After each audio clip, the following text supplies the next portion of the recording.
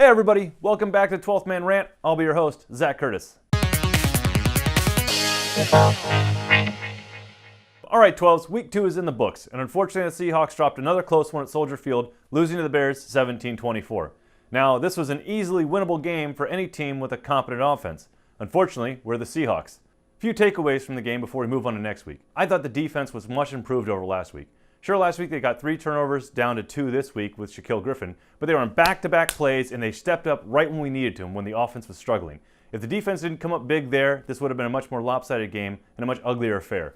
I'm really impressed with our secondary. We are not getting any pressure on the quarterback, and Trubisky had all the time in the world to make the throws, and he couldn't because they weren't open, because our cornerbacks and our safeties are playing out of their goddamn minds. We got to get him some relief. Jordan Howard is a hell of a rusher, and we held him to 14 carries for 35 yards. Mitch Trubisky isn't the best quarterback, but he's got some wheels, he's got some decent ability, some arm talent, and we held him to whatever it was, 200 yards, 2 touchdowns, and 2 picks. I mean, the defense really stepped the fuck up, and they had to, because our offense was a steaming pile of shit.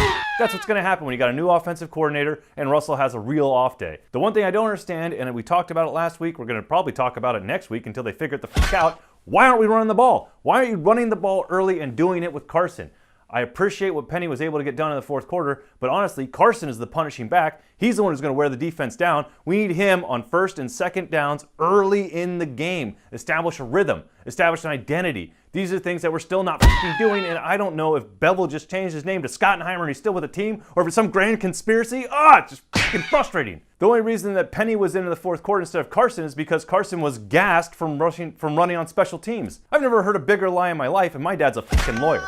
Anyway, I'm hoping that then when they review the film and they see what this team is capable of, you see that Carson's averaging 4 yards a carry after his ridiculous 7 yards a carry last week. You just feed the man the fucking rock and give Russell Wilson a chance. Russell started the game off really well. He had a bunch of quick hitting passes where he was accurate and timely, and it was awesome to watch. And then he just started trying to delay and extend plays and make that magic happen, and it's not always going to be there, and you see the ugly side of it like we saw tonight. 2 turnovers that are frankly pretty much unexcusable because we're asking him to do too much, and he's doing too much. We need him to do less and be better with what he does. Once again, player of the game, Will motherfucking Disley. Is there anything that man can't do?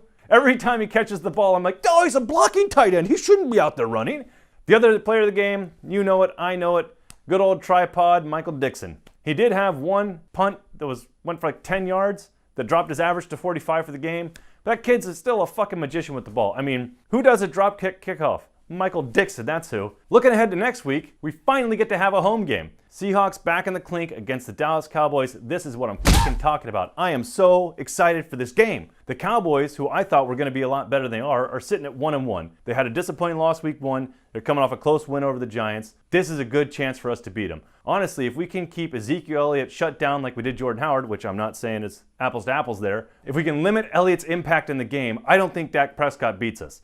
We do need to generate more pressure on the quarterback. We can't let him sit around back there all day, and he does scramble better than Trubisky, so we got to stay in our rushing lanes. We can't just be undisciplined. But it's a good task for the defense. They're going to get that home field advantage. I'm going to be there screaming my ass off, so you know it's going to be loud. It's going to be disorienting to the Dallas offense. And maybe, just maybe, our offense will bother to show the fuck up for the first time in 3 weeks. Bottom line is, I know we're 0-2, and things aren't necessarily looking good. We don't look like a Super Bowl winning team. We don't even look like a playoff bound team at this point. So the good news is you can get rid of all your fucking expectations and just enjoy some good football from here on out.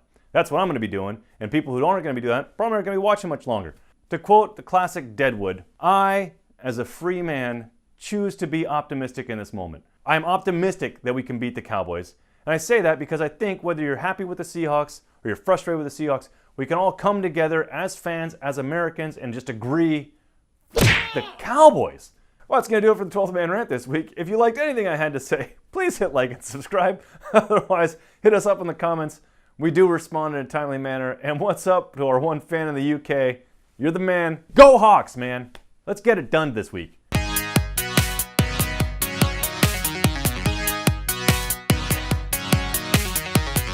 What's Calitro's first name?